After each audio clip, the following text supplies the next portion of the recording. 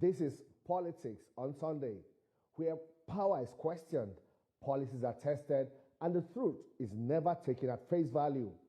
I am Femi Akonde.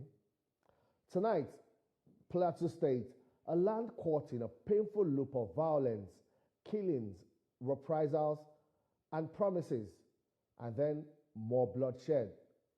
President Bola Tinubu has visited and met stakeholders. He also issued fresh directives. But the big question remains, has anything really changed?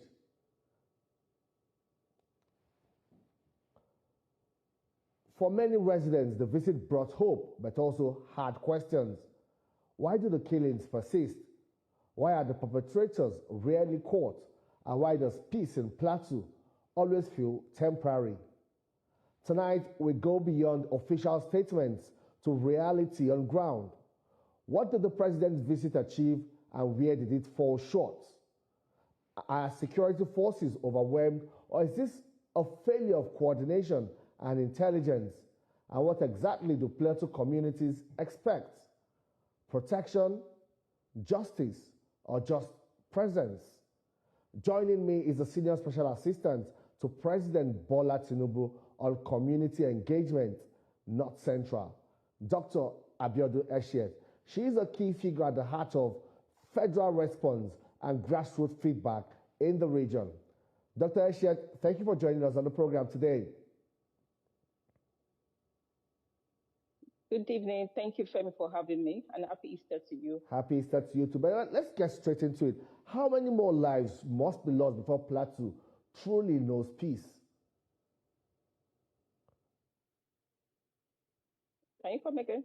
Yeah, I was asking how many more lives must be lost before Plateau truly knows peace. You know, the people they are now getting used to this kind of grief. Visits, condolences, security operatives coming after these attacks have happened. And, you know, it's becoming like a cycle for them. How many more must happen before, you know, peace truly returns to these communities? Yeah, let me just recount the statement of Mr. President. We hope there are no more lives because Mr. President said during the visit that he doesn't wish to come back to Plateau State to pay condolence, and, you know, that no more life will be lost in Plateau State because the presidential visit was an historical visit, which, you know, for the first time in history where we see a sitting president convening a coordinated, interrogated, and demanding clarity from critical stakeholders that have been on the forefront of some of this crisis in terms of administration. Some of them were former governors, some of them were military leaders. Gather all of them together, religious leaders, stakeholders. This is the first time you have those that kind of high-level coordinated meeting, which was guided by Mr. President. So we hope and we wish with the special grace of God that this crisis will not continue and no killings will happen. But it's important for us to also understand some of the root causes of this. And it's because of the understanding and what Mr. President has been following concerning the killings in Plateau State that has led to the kind of direction he gave during the meeting. And it's quite sad that some of the media people are not talking about the real content of how the engagement that Mr. President conveyed happened. Well, Mr. President, you know what people are talking about he now. actually guided the whole discussion. He gave leaders opportunity to commit to addressing this crisis. And one of the statements of the leaders, he said that the crisis of Plateau State can only be solved by Plateau people.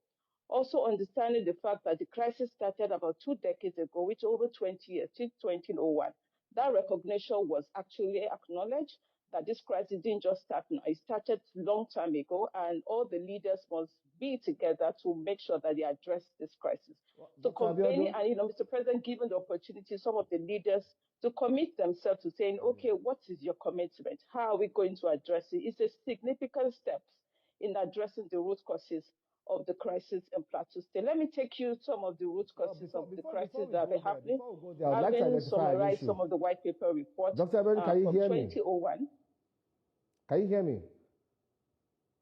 Go ahead. All right, then. I said before we go into the root causes now, I would like to form a basis, you know, for this conversation. We're talking about the president's reassurance to the people of Plateau State that this will be the last time this kind of killings will happen again. But how well does this resonate with the people of Plateau State? Because they say, we all saw it, for certain reasons, the president could not get to the town to meet the people. And we do not also know how widespread is the representation of those selected to meet the president at the airport. Don't you think these took away, the significance of the president's visit to Plateau State?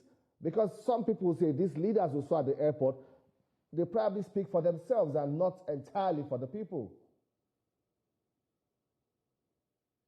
No, to be honest, I think I disagree with that because for people who have been following the crisis of Plateau State for years, they will understand that the president's visit was very critical. So before president landed, we actually deployed our presidential assets, including his own vehicles, because the initial plan was for him to visit the community. But, because of time constraint and because of other engagement he had, he met with the president of Chad earlier that day, which is also very critical to some of the crises happening because nobody will rule out the presence of porous border in the Sahel, which has led to some of the insecurity and terrorist gathering around borderlines. So meeting with the president of Chad was also important. So it got to the airport pretty late, and because we knew that the meeting was going to come a little bit, we had a plan B. We activated the plan B, and that was about bringing some of the victims of this Agwaru cover to meet with him, and we have about 15 of them that met with him, and we brought critical stakeholders, including the youth, the emirs, the traditional leaders, the first-class youth, the religious leaders, people who feel are critical to the solution of what is going on in Plateau State were brought together. And mind you, the chief of army staff, was also there prior to the president's visit to do on-the-spot assessment of what is going on. The IG was also there. Some of the ministers who are representing Plateau State was also there. And our office was given a mandate by Mr. President to engage and do an on-the-spot assessment, which we've done, which we are even currently summarizing our report to Mr. President. So all the high-level team of Mr. President were deployed to that community to show Mr. President commitment in addressing some of these crises. It's sad that he's not able to go there. But beyond, for people who have been following Plateau event, beyond just him visiting, meeting those critical stakeholders and asking them, it was an unusual event. You didn't see the president giving a speech. He actually coordinated the meeting, asking critical leaders to stand up. People who have been leaders, who have been governors, who have been stakeholders to stand up and commit themselves because he understood the root causes of what is causing the crisis in Plateau State. And I think for people who are really sincere, who have been following the incident in Plateau State, will know that, Mr. President creating that avenue, and it didn't just end there. He said he will convene a high-level meeting in Abuja where he will ask all these critical stakeholders. He mentioned names and asked them that they have to come to Abuja and with further guidance, make sure that we work with them to address some of these root causes, which is very important. Because when you look at the root causes of what is happening in Plateau State, some of them are intertwined with religious, economic crisis. Some of them are, the backgrounds of historical mistrust, backgrounds of reprisal attacks. This one attack goes counter attacks and all that. Victim become perpetrator becomes victim.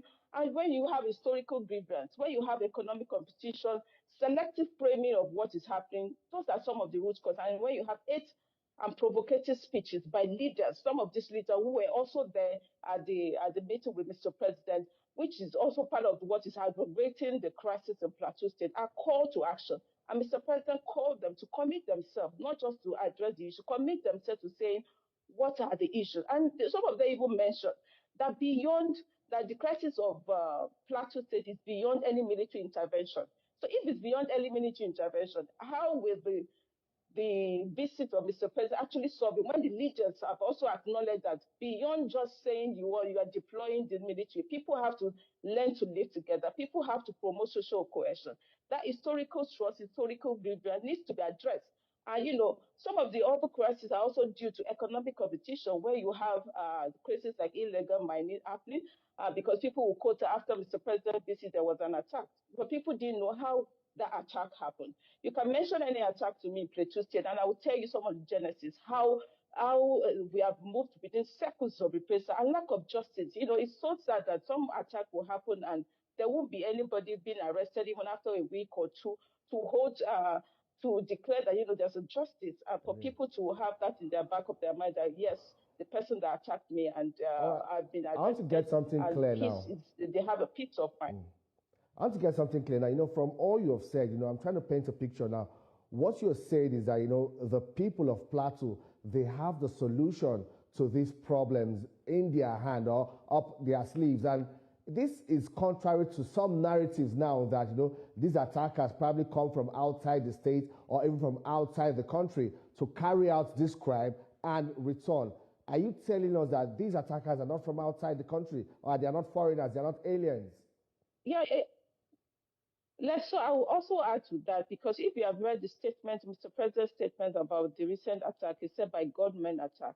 And earlier I mentioned that Mr. President met with the president of Chad because of some of the issues that are related to insecurity, which is border, which also lies about our porous borders and also the Sahara region, how some of the terrorists have also taken over the Sahara region. So the attack in that Aguaru Kappa as is seen by government, and I think it's also based on the reports we've seen, it's also a terrorist attack. So that's we need for Plateau State, like I always say, we need both kinetic and non-kinetic approach to address those concerns. And that does not limit the reality that there are some attacks that are being perpetrated by terrorists. Right now there's so much pressure in the northeast, and some of these terrorists have been dispersed, and some of them are also finding their way to the north central. Some of them have been in the north central in the disguise of protecting illegal mining happen, which is also part of some of the issues that we're talking about, where you have bandits, militias covering around ungobble spaces. And when we did our on-the-spot assessment, we're taken through the pathway where these terrorists came from. And this pathway also leads to another neighboring state, which is Bauchi, and also outside this country to show that, international conspiracy and also border issues are also part of things and, the insecurity happening in that region. So that's to assure you that that's also part of this the also begs a question. How do they move through these routes unnoticed, even by members of the community? So, what we need, a major solution to address this is also strengthen intelligence report. And, the security agency cannot be everywhere. They have short of manpower. They can't be everywhere. But when members of the any strange movement and they are able to call the attention of security agency on time, they could be able to mitigate that on time. So, but, in some of this community, we also have an issue of communication, telecommunication issue, connection issue, where there's no network connectivity in those regions, which makes it very difficult for some of the committee members to report when they see strange instruments. And that was what led to another initiative that Mr. President mentioned, that some AI cameras will be deployed and also telecommunication issues will be addressed in Plateau State to strengthen the security situation in Plateau State. Yeah, Abiodun, we saw that woman whose picture went viral, when she was mourning her dead son. She also met with the president at the airport. And interestingly, videos of her son's funeral have also gone viral where, she placed a machete in her son's hand, urging him to avenge his killer's death. This is quite symbolic and sends also a very strong message, which somehow indicates that, there's no trust in the security agencies to protect them. She is putting a machete in her dead son's hand, asking him to avenge the killers. That is an indictment, on the whole system, suggesting that the security agencies can no longer protect them, and it's time for them to begin to take things into their hands. No, I think I just want to disagree a little because the security agency are trying to do their best, but nobody is perfect, and we decided to allow Mr. President to also meet with Mrs. Ayuba, Rhoda Ayuba, whose son was murdered. Why? Because our son was the youngest out of the list of number of people that were murdered, 25 people murdered. Our son was the youngest, and that's why we paid more attention to her, to sympathize with her, and also to show that nobody understands how they feel. But security agencies are also part of the people that helped us this far. They've even gone beyond what they are meant to do. Some of the security agents have gone beyond what they're meant to even interface in settling minimal conflicts so that it doesn't aggravate to a bigger reprisal. But, without the help of the communities, with the security agency cannot really do well. Half of what goes on in Plateau State is not even being reported. Sometimes, some of the security agents have also alleged that some of the communities actually hide some of these criminals to protect them because maybe they are affiliated to them or they share the same tribe with them. And, that is not also working well. And, a couple of weeks ago, I shared my concern about the level of informants within the community across some of the North Central region, which is making security operations very difficult. When you have people within the community briefing the terrorists or the bandits about the movement of security agency or deployment of security agency in their vicinity. So it also doesn't make things work. But, based on Mr. President's word, he has given a word to the Chief of Army Staff and also to the Aide to make sure that they brief security. And based on that incident alone, about 400 soldiers have been deployed again to make sure that they maintain and sustain peace in Plateau State. But we can't be, for people who also know the trend of the crisis in Plateau State, without honest discussion and like what Mr. President has conveyed in this last visit, the issue of Plateau State won't be addressed. That honest discussion needs to be addressed. And leaders of the different tribes, different ethnic groups must commit themselves to making sure that they are sincere in their negotiation, they are sincere in their interaction, and they are committing to it. One of the leaders said, this was a political attack to undermine Mr. President. One of their leaders confirmed that, because we can't really shy away from, but this incident happening around true, the political Abiodun? season where we know elections are coming. Abiodun, is that true? Do you really think that these attacks, or some of these attacks, are political to undermine the administration of President Bola Tinubu? Because you earlier said that some of them might. I believe so. Go ahead. Yeah, I believe so because, when you know the kind of, because after the visit, we are trying to assess some of the things that have been happening. And if leaders from this community who are not even from our party can, tell Mr. President in front of him and say some of these are political instigations, just want to undermine the administration. But beyond that, we're also trying to work with our leaders. This is not just 10 years. This is 20 years of this incident happening. And I think anybody who's been following up this will know that it's time for us to end this madness. It's time for us to end this crisis and must appreciate Mr. President's support for even setting up the meeting, for even coming down to Plateau State and also meeting with the people. We understand that due to some challenges, he couldn't go to the community. Mm-hmm. But, him sending some of these high-level team, like our office, to those communities to do on-the-spot assessment and reassure people is one step in the right direction. Yeah, and security agencies have also taken upon themselves to make sure that perpetrators are brought to book. Because when arrests are not made, people, you now force people to take decisions and also avenge the deaths of their family members. You can't, you can't explain that. And, that's why we're encouraging security agencies to also make sure that they arrest perpetrators of this violence in due time so that it doesn't aggravate to other people taking vengeance and doing other things. But, beyond that, some of these crises, personally, on my personal opinion, the similar experience that is happening is similar to what happened during Goodluck Jonathan's time when you have several attacks happening almost at the same time, which I think is one step to sabotage the effort. But Mr. President, my own president, is different. He has taken his steps to make sure that he address some of these crises. And people who are sincere about what is going on in Plateau State will appreciate what Mr. President has done in convening such a meeting and also taking a further step to ask some of these leaders to also meet with him in Abuja, not in Plateau, meet with him in Abuja and have a closed-door meeting and commit themselves to making sure that they end this crisis. Okay, Abiodun, allow me to come in here. I'm glad you acknowledge that there is need for security agencies to begin to apprehend and prosecute these perpetrators because we hardly see that happen, especially in Plateau and even in Benue State. But you have also engaged with security agencies, the military, at the hierarchy of the military and other security agencies. Did they acknowledge some failures on their part, also share some challenges with you in handling this whole conflict?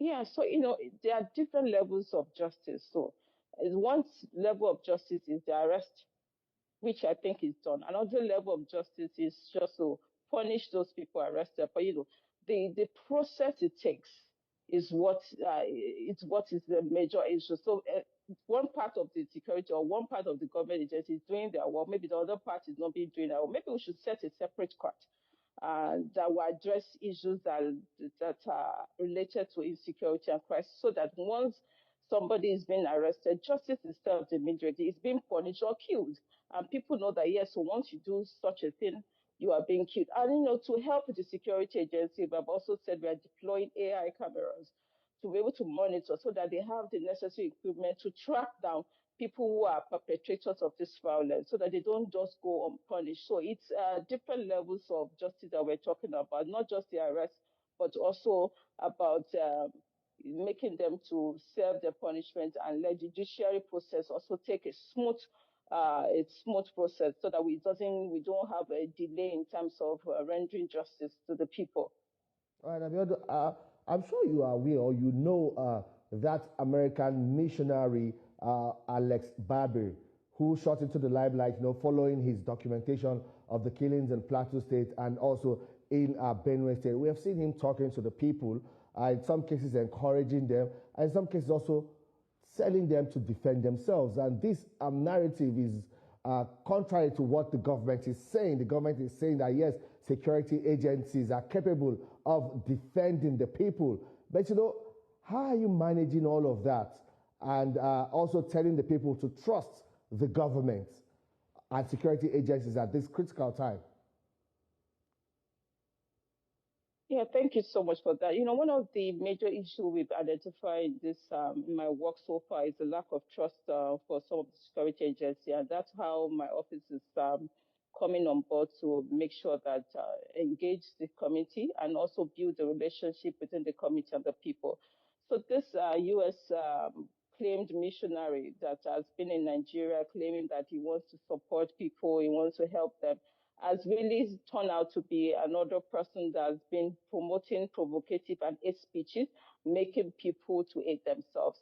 And as government, I'm sure you saw Mr. President's decision and press statement about this attack, and he critically addressed the issue about social media and hate speeches, that the security agency should go after people who are promoting division, who are promoting hate speeches in the community. And that's what we are doing currently. We are monitoring the speeches of people, because we can't, because the Jos is already been very vulnerable in terms of religion. So we can't encourage people to keep promoting hate speeches, and not just about Alex alone. There are other indigenous groups from both sides. We have other native groups. We've seen videos of Fulani militias, other indigenous people promoting hate speeches amongst themselves.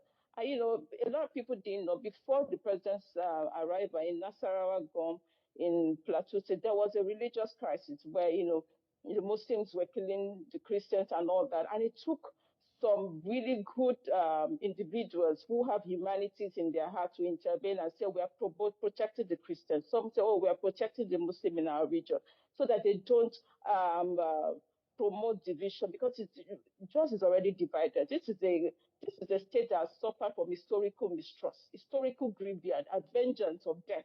And now you're not bringing a religious division and people to hate themselves based on religion. It's going to really escalate into a bigger thing. And that's why we came on board, to make sure that we sensitize our people about promoting social cohesion.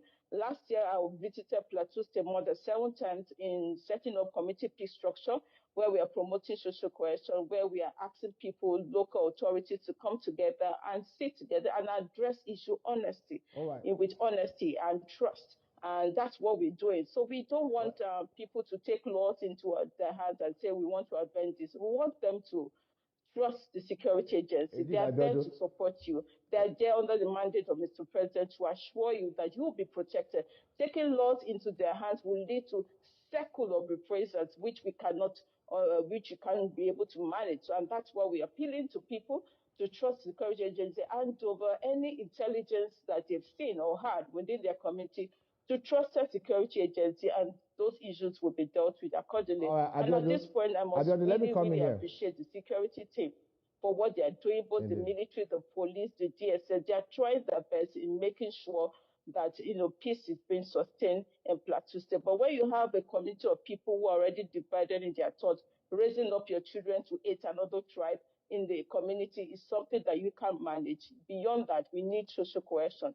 Promoting social cohesion, working together as one to address this common enemy. We have a common enemy. Let me come in here, Abiodun. Can you hear me? Let me come in here. Earlier I started this question about Alex Babir. How is the government, or maybe through your office, engaging with Alex Babir, to help manage this tendency that you say is likely to provoke the people to violence? Because we're seeing videos of Alex Babir on social media, and he's already enjoying a growing followership across the North Central. Yeah, so we've realized what Alex Babir does. So I must inform that Alex Babir is no more in Nigeria. His visa has been revoked and sent out of the country because of the work he's doing, which is creating division.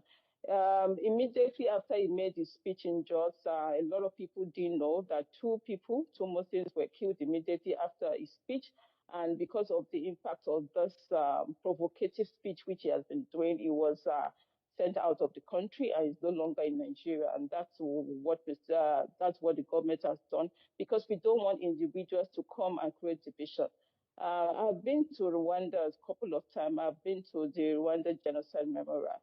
As simple as this whole narrative of what Alex Babir was saying is what some of the French personality did in Rwanda, causing an hatred between the Hutus and the Tutsis. And that's led to a massive genocide in Rwanda. And based on our experience, we don't want Nigeria to follow in that path, because it's not going to be helpful to anyone. And the reality of this is what our own office, Community Engagement Office, is trying to sensitize people about not allowing people who don't know about the genesis of some of your crises to divide you. Nigeria is better when we are united. Nigeria is better when we work together. So, understanding that it's very, very important, not allowing people to come and divide us. Let's call a spade a spade. Let's address things with honesty and truth. And if there was somebody who have documented the white paper report in Plateau State for over 20 years, I know that beyond what people are saying, there are other critical root causes, which I have mentioned earlier, that needs to be addressed with all stakeholders coming together. And most importantly, we need the kinetic approach, because some of the people who are attacking our innocent citizens are also bandits, are also terrorists, and they need to be dealt with. And we need the support of our security agency in making sure that our borders are protected, that we don't have influx of terrorists coming into our community to attack people and just go scot-free without any arrests being done. So it's an appeal to our community to trust Mr. President. Like he said, he will not come back to pay any condolence visit again, because he's committed to making sure that we have another new channel to making sure that there's a lasting and sustained peace in Plateau State. A fine place to leave it, Dr. Abiodun Eshiet, Senior Special Assistant to President Bola Tinubu on Community Engagement North Central. Thank you so much for your time on the program, and we pray for peace in Nigeria. God bless Nigeria. Well, that's the show today. You can see this episode again on TVC News YouTube channel. You can also watch a repeat broadcast at 11 p.m. today. Thank you for watching. I am Femi Akonde. See you next time.